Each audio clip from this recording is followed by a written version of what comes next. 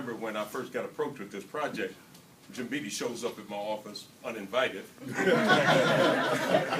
most places. That happens a lot. Yeah, I know. So he indicated to me that he wanted me to listen to him, and Jim and I go way back. And so I said, "What is it about?" And he says, "Baseball, black baseball, Negro League baseball, and kids. You don't have to go any further. I volunteer whatever you want me to do." When you get that recipe has Jerry Bartee written all over it and everything. And so I am honored, I really am, to be involved. I'm like a kid in a candy shop to be involved in this project.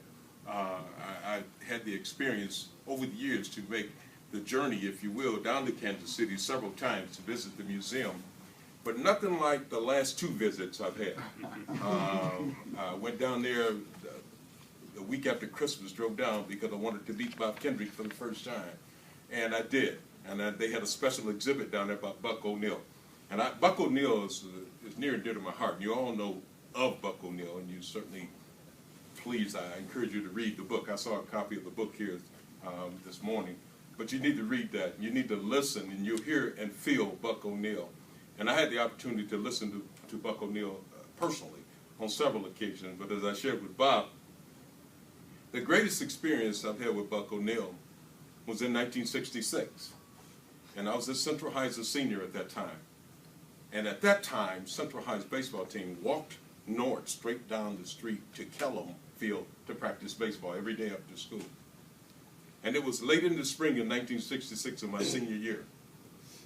And we're down there practicing, and I see this gentleman sitting up in the bleachers watching us practice.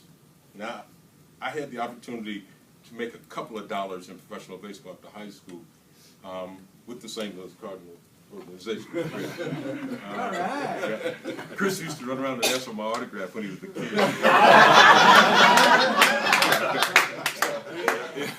And at that time, I knew when there were baseball scouts around because they were scouting me at the time. But this gentleman sat there in the bleachers at Kellum School, never said a word. And then afterwards, because I'm curious, who is this guy, he introduced himself. And he was scouting at that time with the Chicago Cubs. Buck O'Neill. Buck O'Neill, I remembered that name. And the next time I met Buck O'Neill was when I took my 10-year-old son to a game at Kauffman Stadium at that time in Kansas City. And sitting down front in that seat where he always sat was Buck O'Neill. And my son went. I said, "Go down there." I said, "You need to just meet that man." He went down. To this day, my son's got that program that was autographed by Mr. O'Neill. But Buck O'Neill scouted me in the days that he was a scout. I always say, I kid with Bob today, only mistake, Buck made, he didn't sign me. But I want to tell you right now that this project, from a historical perspective, and we all know the historical impact that Sister Rosa Parks had on the civil rights movement, where we've come today and everything.